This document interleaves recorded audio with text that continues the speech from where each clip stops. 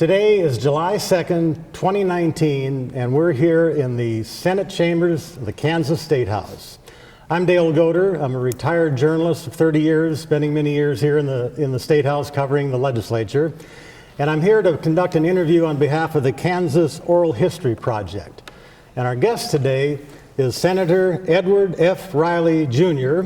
He was a former state senator serving in the legislature from 1965 to 1992. Senator, thanks for joining us today. Thank you, Dave. We're doing this interview on behalf of the Kansas Oral History Project, and that is a not-for-profit corporation created for the purpose of interviewing former legislators, particularly those who served from the 1960s to 2000. These interviews are funded in part by a grant from the Kansas Humanities Council. And I'd also like to give some credit today for the background work done by two former staffers for the senator, Mary Torrance and Mary Galligan. So, Senator, we're going to cover a lot of ground today because you were here a long time, and a remarkable era in Kansas politics and in Kansas history. Give me a little bit of your personal background, who you were when you came here, what you became as you stayed through that period of time, but primarily what got you into this business. Thank you, Dave. I, of course, grew up in Kansas, born and raised in Leavenworth, attended schools there, and went on to the University of Kansas. Had the famous seat made of Wilt Chamberlain in my geography class, which I've never forgotten. Really didn't send, during my days at the university, I don't even think I thought a lot about politics. I did get involved in some of the young Republican activities with a gentleman who I knew named Tom Van Sickle, who also served in the legislature, and we became very good friends. But he really encouraged me too in college to really think about becoming more seriously involved. So I ended up, while I was there, becoming the young national committeeman in the Republican collegiate group. Went on, of course, to go back to the business of insurance and real estate in Kansas, a family-held firm since 1925, and decided when a seat opened up in the Kansas House due to a resignation that I would seek that seat, much to the dismay of my father, because at that time the Reilly Company was a small agency and was just really in need of having its full contingent of 4 employees. And legislators get paid so much money, I'm sure that was exactly, and I'm sure he was thinking he's leaving to go to Topeka and leave him holding the ropes with a couple of other folks. So in any event, the decision was made by myself to go ahead and try for it, and I was very lucky that the precinct committee men and women of that area decided that I should be elected. How did you describe yourself politically in that area? What kind of a political bent did you come from? Well, I'm not sure that I knew. Of course, I was a Republican. I thought I was fairly moderate as a Republican, not structured in one way or the other in terms of being a very strong liberal or a strong conservative. And so those were the days, I think, when you could say you were a moderate. You get away with it, and nobody was going to question you. You're in the middle of the road. You could go either way depending on the legislation, depending on your own thoughts and philosophy. So I ran, I was elected, and served that 1 year. And I never will forget, we had a lady named, I think her name was Dolly O'Neill, or Dolly Now. She was the only woman in the House, as I recall. And I remember a gentleman named John Gardner, who was in the House of Representatives, and he was assigned really by the Speaker to kind of look after me and introduce me to the House procedure, which he made very clear early on. The House procedure for you, Reilly, will be to escort all of the pages to the dome that are here as guests of the legislature. And needless to say, that was my assignment, and I ended up doing that faithfully. And that's probably the reason I have knee problems today, to some extent. But anyway, you did that for 1 year as one session as a House member. A House member. And then moved on to the Senate. And then I ran for the Senate, and I never will forget the slogan that my opponent used on me.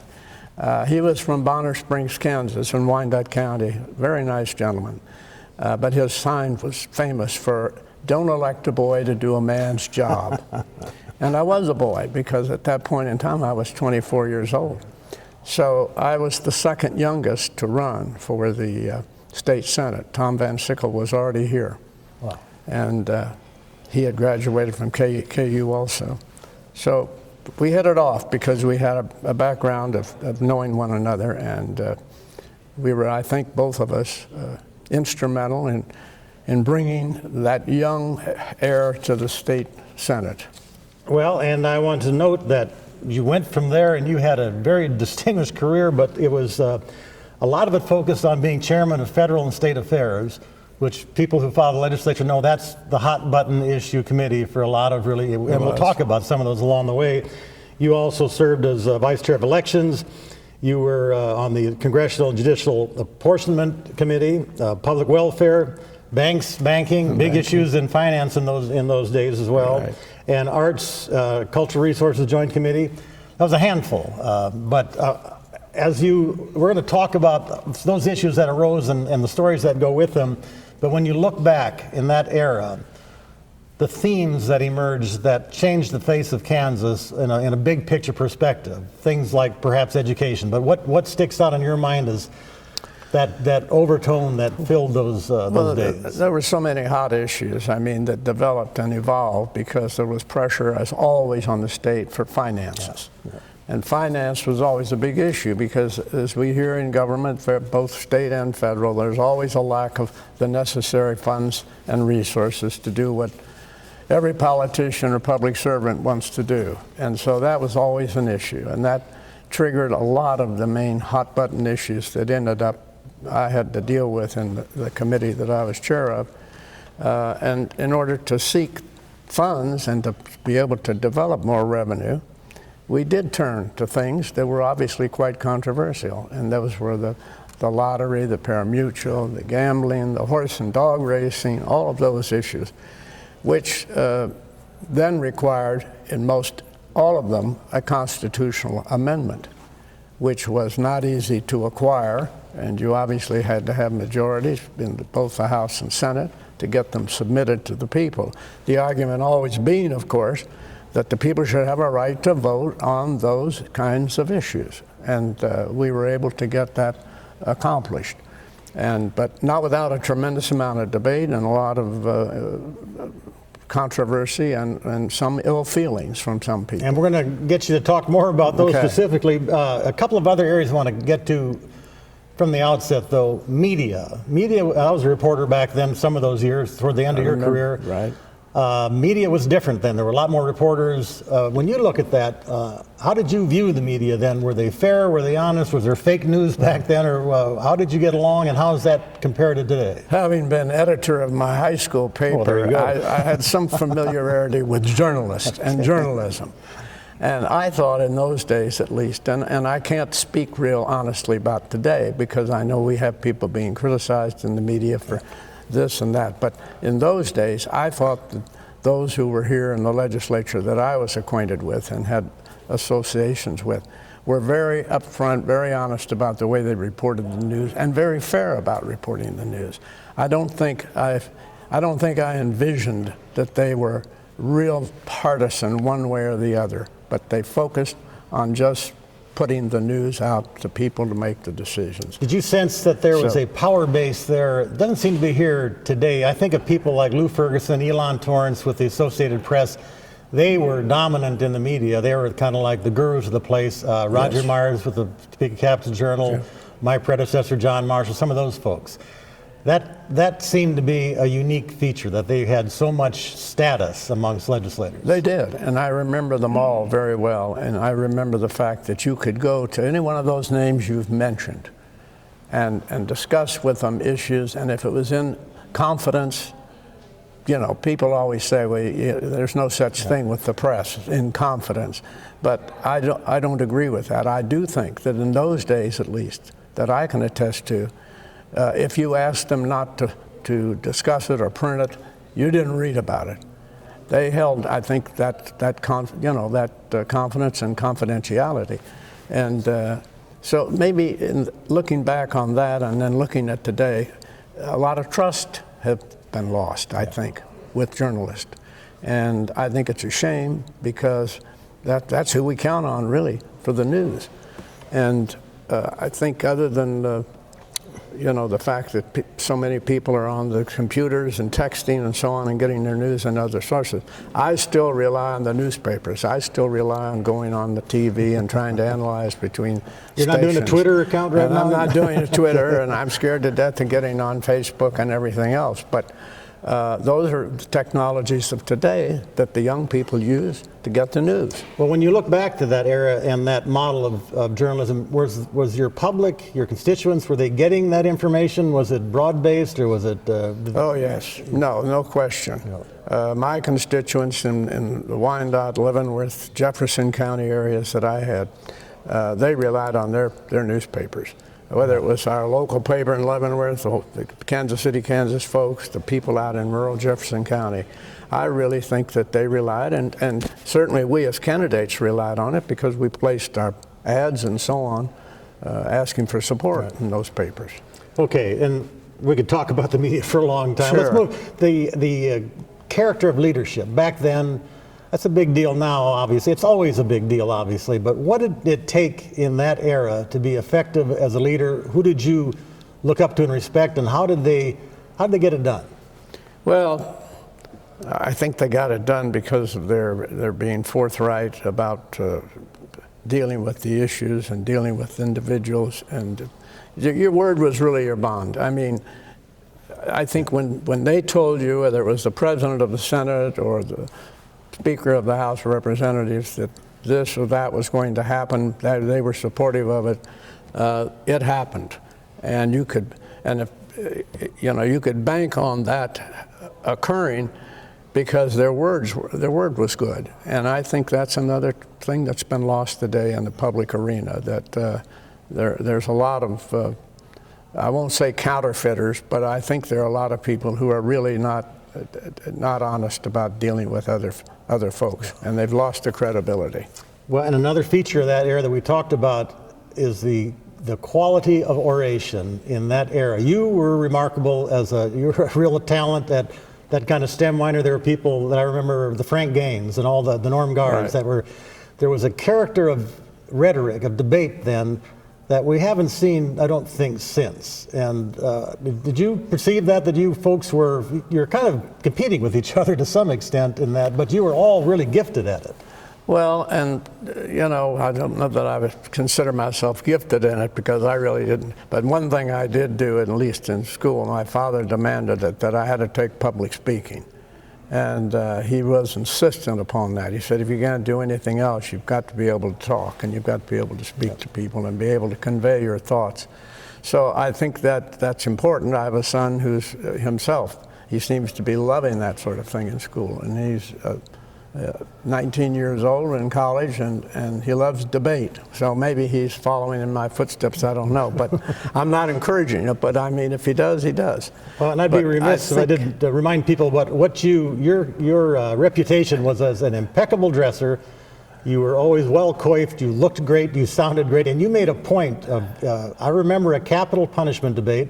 You were right back there, and I remember showing up, and I'm pretty sure you had a new suit. You were ready for the moment, and that just seemed to describe Ed Reilly as just a quality performer, if nothing else. Well, I don't know, but I gave it the best shot I could because I knew I had to carry the message and hopefully be effective in doing so. Who else do you remember back then in that era as just standing out as orators? So many of them. I mean, Bob Talkington was a fraternity brother of mine. Viola. He could convey his thoughts. And of course, Jack Steiniger was the minority leader, and he was very eloquent when he got on his feet. Of course, you've mentioned Norman Garr. Bob Bennett, who became president of the Senate, was superb. And we all felt put down by Bob Bennett because he really had the vocabulary the rest of us didn't inherit, I guess. But he was a very good student and well studied in law and a superb debater.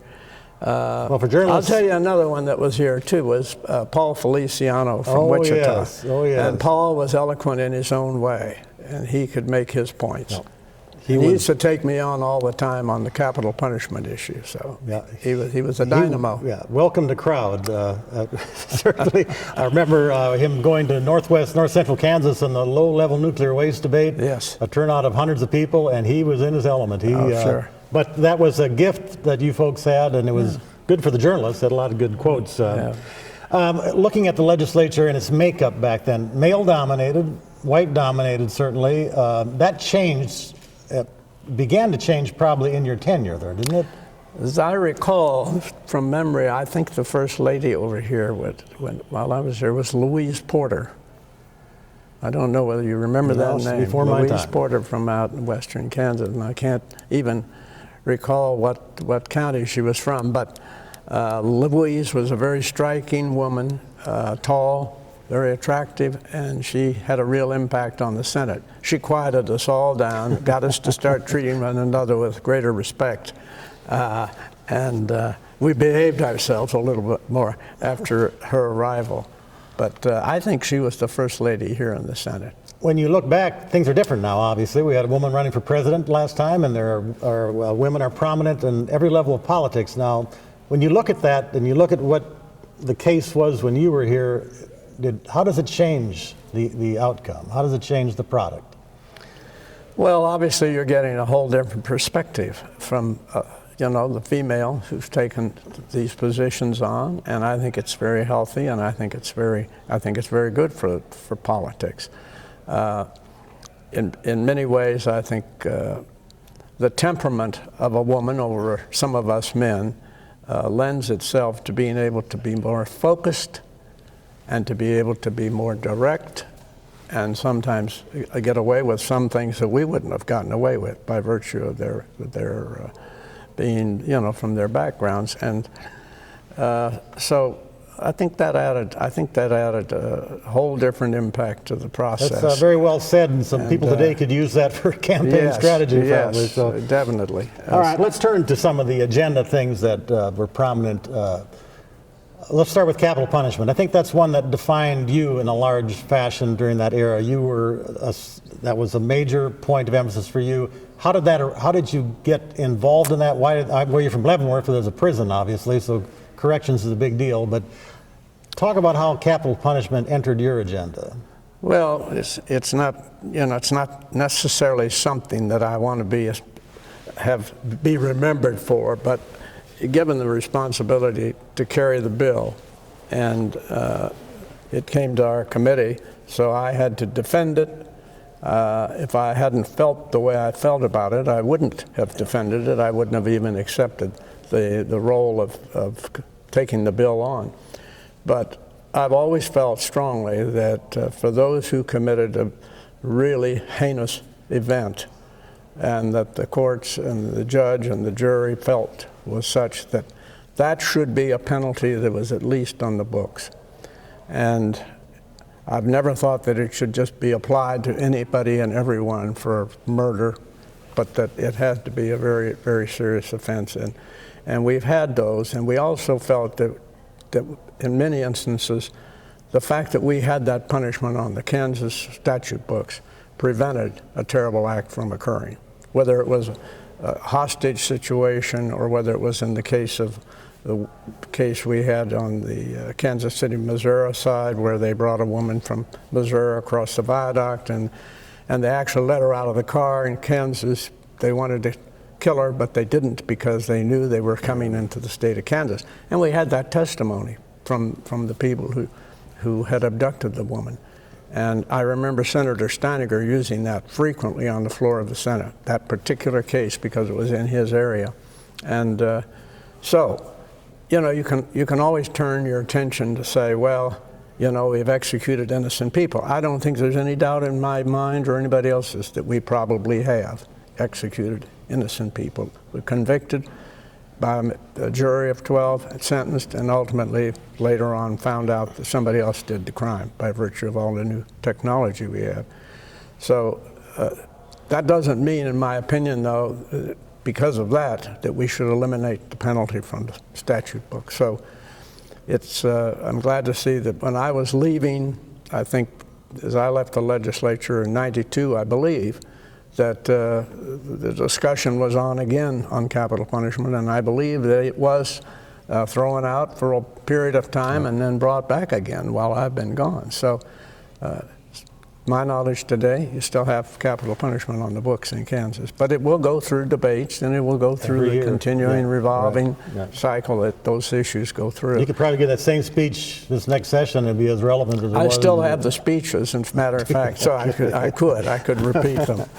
Okay, as a journalist, we always love those issues that the public resonated with, things like gambling, drinking, and let's take the liquor by the drink, which is in Kansas history. I moved here in the 70s, and that era of liquor by the drink, when you had to buy a card, there was this convoluted system, and you guys took that on. And a major player back then was, of course, the Reverend Richard Taylor. So talk a little bit about what it was like to have to get that through. I remember Reverend Taylor well. He was quite the gentleman, and very devoted to opposing, obviously. He felt that it was certainly a sin issue. He didn't feel that it should be passed because it was going to take away from people that really needed the resource, the money, and so on, and that it was going to be used for illicit purposes and so on. And but in any event, we were back to the same old question of finance. Where were you going to get the money? How were you going to fund education? How were you going to run the government? And those issues always surfaced, and you only have so many places you can go to get money. So that was one of the areas that everybody looked at. They thought this is an issue we need to deal with. Needless to say, when I was taking on the matter, the private club situation was a disaster in Kansas, total disaster. Law enforcement couldn't see in the clubs. The windows were shaded or painted or covered with drapes. All kinds of illicit activity was going on inside those clubs. I remember we took the governor, Bob Docking, one night to Kansas City, Kansas, to show him just how bad it was. And we took him into a place that, as I recall, the name of it was the Copper Kettle, and it was across from the Townhouse Hotel in downtown Kansas City, Kansas. And when we finally got in, after going through all sorts of procedures with the doorman who didn't want to open the door, and finally when I explained to them, we have the governor of the state, we have his security people, and of course, you can imagine their reluctance once I did that. They didn't want to open the door under any circumstances, and I said, you know, if you don't open the door, then we'll have the ABC here tomorrow to shut you down, because the governor wants to come in. So we went in, and sure enough, you know, he got to see for himself what was going on, because we'd been talking to the governor about the fact we had to do something really serious with the club situation. And that's how a lot of that evolved. And of course, we went on then to pass the club law and to get rid of the private clubs and, as you say, the cards and all sorts of other things they were trying to do to get around the law. Let me go back to Richard Taylor for a minute. He had a very strong Methodist constituency, and there was always the perception he could make a phone call. And overnight, you all got phone calls then. He would energize the constituency, and he ruled. And is it true that when it passed, partly it was because he left the state to go to Nebraska? That's a story I remember. He was gone, as I remember. You're right. You're recalling my memory. He was out of the state, and I think they didn't have the force behind, getting the legislators to stop the vote or to vote no. And the finance issue was driving the issue too. Once we were able to explain to them what was going on in the clubs, I think they did understand too that you couldn't allow it to go on. People were getting injured or hurt, and I don't remember whether we had people getting killed in some of those places, but no doubt in my mind there were probably some incidents. But there was no Twitter then, there was no Facebook, but Richard Taylor was the equivalent of a one-man Twitter account back then. He and Reverend Holloman, who followed. Reverend Holloman, those gentlemen were really committed to. He was chaplain of the Senate for many years. That was amazing. That was constituent lobbying, I guess, civic lobbying back then at a level that I don't know we've seen since. You haven't seen it probably, no, because it really was. And when you talk about groups that lobby today and trying to get people to support their cause, those gentlemen, because of the constituency they had, they could command a tremendous amount of support from the folks. Okay, and you mentioned the money pressure. Of course, that led to the interest in a lottery, which nobody really understood at the time was going to lead probably to casinos, but nonetheless, that was a big moment in history. Well, there again, we were lobbying ourselves to not only have Kansas be the first horse and dog, but also the first riverboat. Right. And we even had a riverboat on the Kansas River that was run by a gentleman in Kansas City, Kansas, as I recall. And he was willing to develop his ship and have it to be one that was basically a casino going up and down the river. Well, we couldn't get that included because the horse and dog people were fighting with one another. Otherwise, we would have had all of those, and we would have gotten the jump on Missouri as far as having all three in place. But in the meantime, we got the horse and dogs passed, and within a few years of that, Missouri was able to develop the riverboat gambling and the casinos and so on. So, you know, it's amazing how those things go around, and it's amazing we couldn't convince our dog people in Kansas to go along with the issue. But you did open the door, and down the road, now we have casinos, we have lottery. And the opponents back then said you were taking the state to hell in a handbasket. Oh, yes, sure. When you look back, can you identify that there was a social cost to loosening up liquor laws? No question about it. Right. There's no question about it. And I have to say, you know, I don't frequent the casinos, but the one that's in what was my district in Wyandotte County now, the Legends, which we would like to think Senator Steiniger and myself and Gar and some of the other Wyandotte County legislators were really responsible for the development of the Legends, because if we hadn't done all of the things we did, there wouldn't be any Legends, in my opinion. Right. And Kansas City, Kansas would not be what it is today.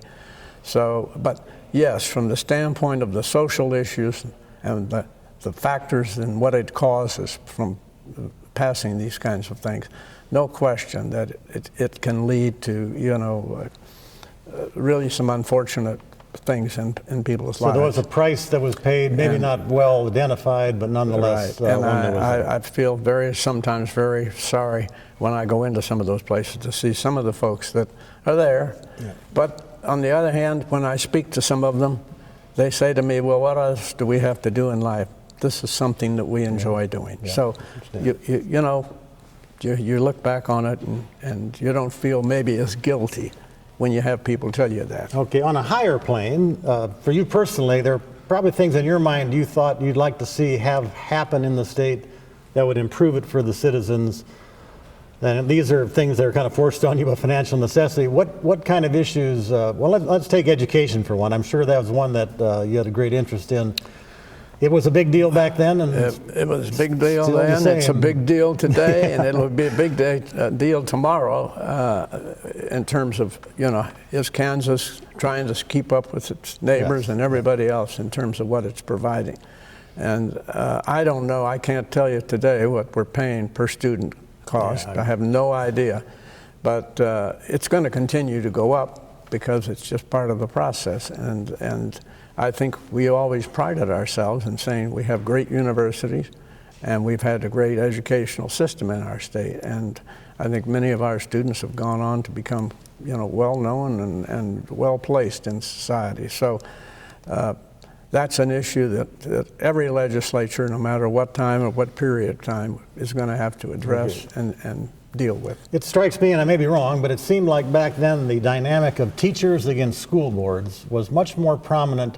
In this current era, it's been the school districts suing the state for more money. That dynamic of teachers on issues like due process, job protections, seemed like that was an ongoing thing. Did you sense that back then, that there was that kind of conflict? No. No, okay. I did not. I did not, really. They were making it up as journalists, probably. I don't know, but I mean, I really did not sense that. Okay. And I had strong support from all of the teachers. And I mean, I realize they can command in their own group a tremendous amount of weight, too, in terms of whether they support you or not. But I never did sense that myself. Okay.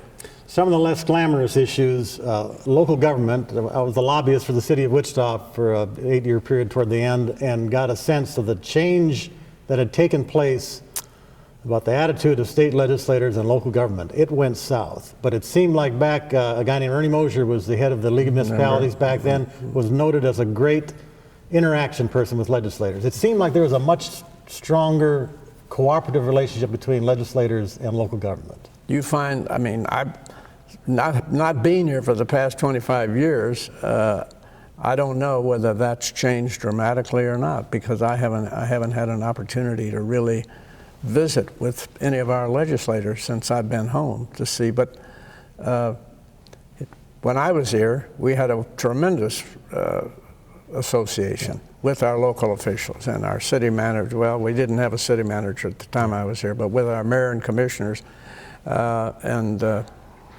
I still have the mayor and commissioners from my hometown area visit Washington every year when they come to visit with members of Congress. And they always make it a point to get together with me and discuss local issues that they're having a difficult time with. I'm able to only give them a perspective from the days of when I was, in the legislature. But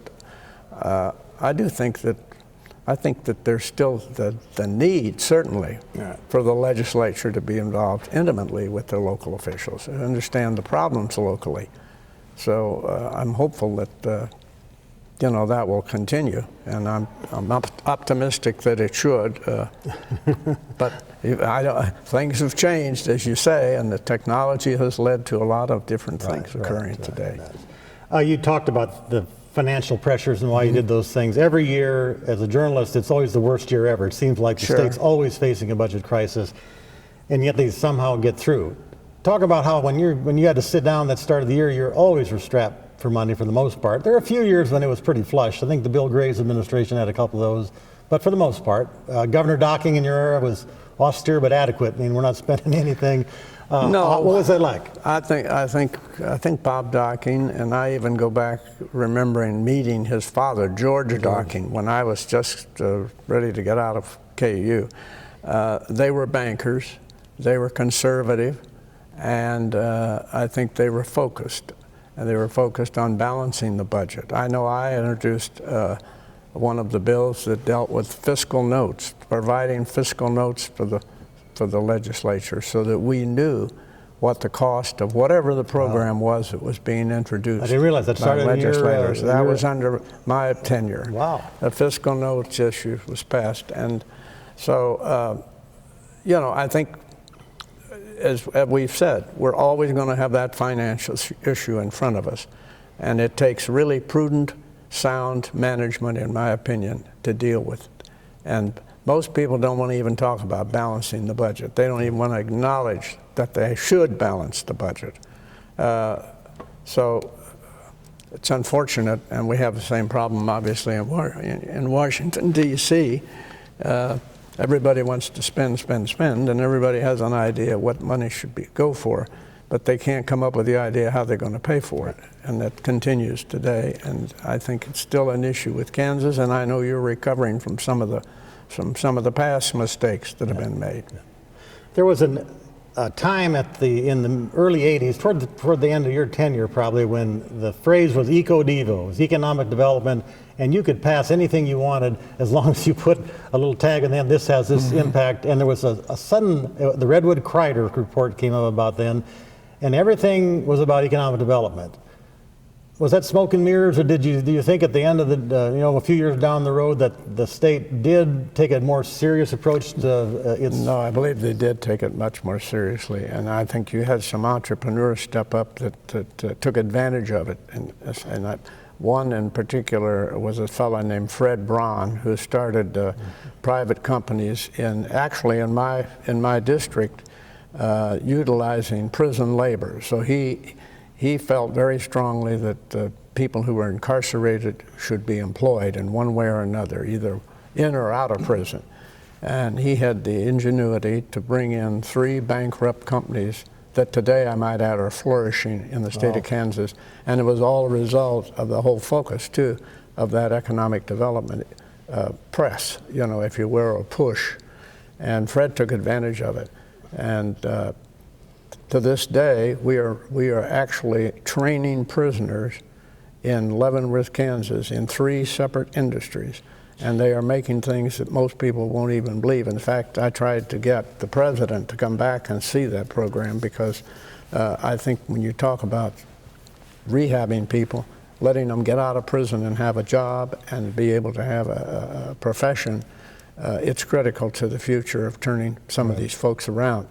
So I would encourage people who haven't been to Leavenworth to go check out those 3 plants. Well, perhaps that's one of those things you laid the foundation for back then in that era, and it did turn into something that, had you not taken that action, we wouldn't be as well off. I'll tell you one thing, those prisoners would not be out working outside of the prison walls if we hadn't passed the necessary legislation to allow the Department of Corrections to do that. There's another financial issue. As a reporter, I barely understood it because I'm not a banker, but it was multi-bank holding company. It was a huge issue. There was a lot of money going to all kind of candidates then. You recall that? Do you remember why was it so important, and did it change the face of the financial institutions in Kansas? I don't know. Okay. I really don't. You were by the way, I was in banking because we started a bank. We started a state bank in Lansing, Kansas. It was the only city in the state of Kansas that did not have a bank for its size. It had had a bank, but the banker went south with all the money at one time. So there were years and years and years where there was no bank. We established a state bank there. But when you ask the question about the multi-state banking, I don't know what impact that had. I don't really recall it. Kind of an inside thing for. One of the other hot button issues I wanted to get to was guns. There was gun legislation back then. It seemed not to be quite as the third rail issue like it might be now that people get so afraid of. What's your recollection of how Second Amendment issues played out in that era? Well, I'm a strong proponent of Second Amendment, the right to carry and bear arms. When I was in the legislature, actually even when I came, I was a deputy sheriff in Leavenworth County. I carried a weapon most of my life. I had a permit. I went through some law enforcement training. I went down to Hutchinson to do the law enforcement school down there one time. The Kansas Peace Officers Association had a school one time. I went to that. I went back to Washington while I was associated with the United States Parole Commission, the Justice Department. I was a deputy U.S. Marshal, got a permit, went to the Marshal School, and carried a weapon primarily for personal protection back there because of the job we were in. So I'm a strong proponent of it. When I was in the legislature, as I recall, we had people that were driving around with rifles mounted in the back windows of their pickup trucks, on the farms. It was not.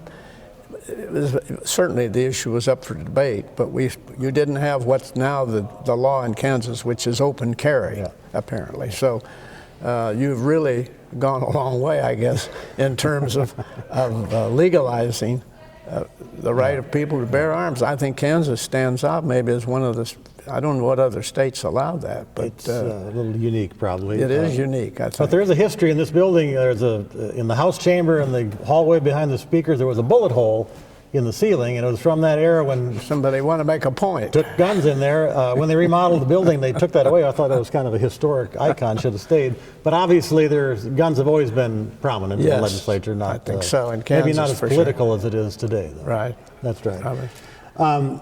I know that we were in our early discussions talking about prison reform, and that's something that I know you're very familiar with by virtue of Leavenworth being a prison town. And in that theme of the more things change, the more they stay the same, you were talking about I think you called it like a 30-year revolution where things just keep coming up. Talk about how that issue presented itself and what it's gotten us to. Well, as I said, I think about every 3 decades we see a change, whether, if it's at the national level. I don't know about here in the state legislature, but whatever we do usually in Washington obviously impacts the states because there's always money tied to it.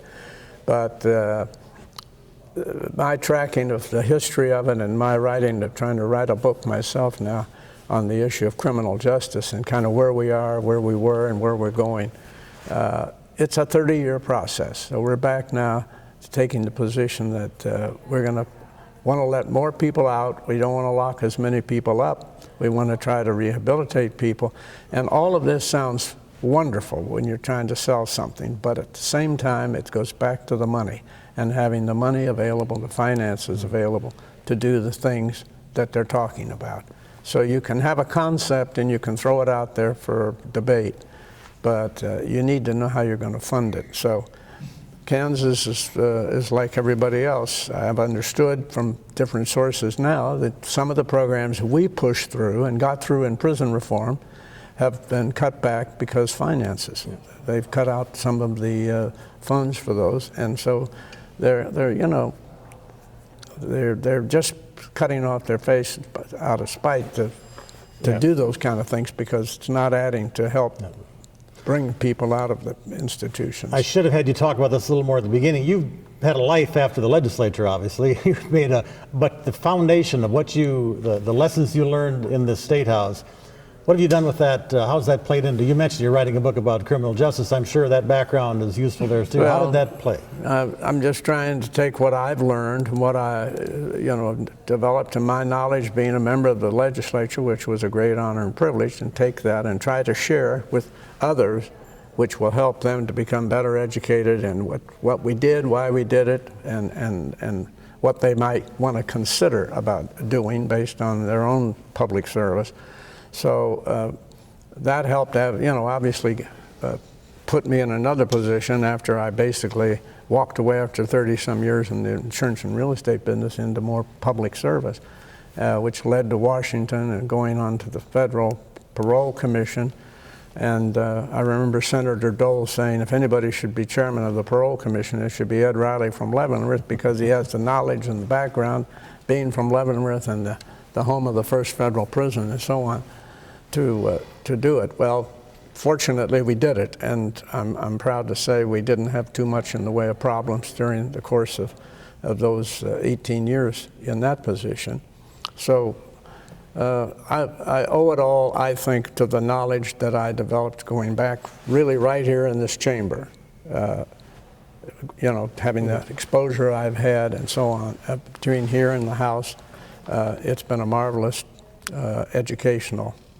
Well, and that's part of the reason we're doing these interviews, is that there is this wealth of knowledge that you had, and it sometimes tends to get lost. And I don't know, that's most of what I had on my agenda to cover, but I'd like you to take a second to think about, when you go back, missed opportunities, failures, glowing moments. If you had to do it again, what stands out? If I had to do it again, I wouldn't change a thing.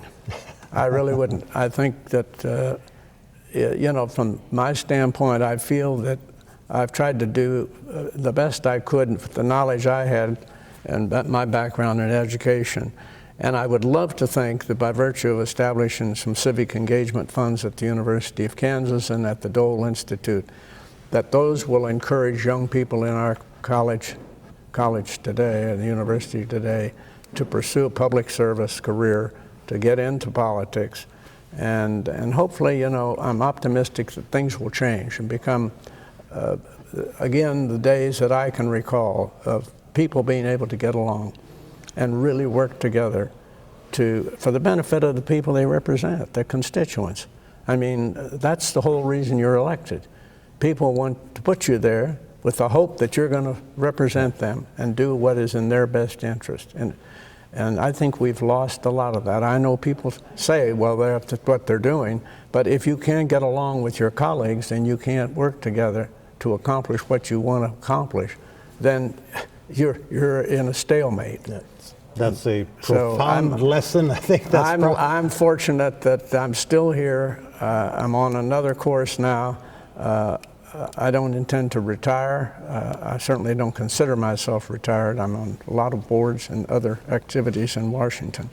And I try to keep up with Kansas. I'm a member of the first Kansas Society back there. We're very active. We're getting ready to honor Bill Self in Kansas when I go back on the 17th as Kansan of the Year. And so it's nice to look back and say, and certainly the days of Bob Dole, Castlebaum, and all of these others that have been in the Congress have brought a lot of Kansas talent to the nation's capital. And a lot of the people I run into back there today have come from Kansas. They've been in positions in government, and they've had a real impact on our nation. So it's the training that I think they got back here in the state of Kansas that has elevated them to that. Well, you were certainly post. one of the faculty for that training module. So I've got to keep teaching if I can. So all right, we'll continue to do it. I think that gets us through most of that. I'm sure we've just covered we'll look forward to your book coming out to learn more about what you think about criminal justice. We started out one time. Is Lou Ferguson still alive? No, he passed last year. We talked at one time, he and I, about doing that book, finishing it. Well, so I'm plugging along, doing very well, and I have a lady that's working with me, helping. She was chairman of the Florida Parole Board, and we're trying to get some finishing touches put on the thing, but it will deal with kind of memoirs, but it touches on all aspects of kind of what we've been talking about, and talks about what things we did in the field of corrections and so on and so on. Well, it'll be companion reading for those who watch this video. But the message is hopefully that it teaches them something, that they can use it, whether it's at the Dole Institute. It's been an education for me. Thank you, Dave. And I admire what you've done and that you're still making a difference. So thank you for joining us. So for the Kansas Oral History Project, I'm Dale Goder.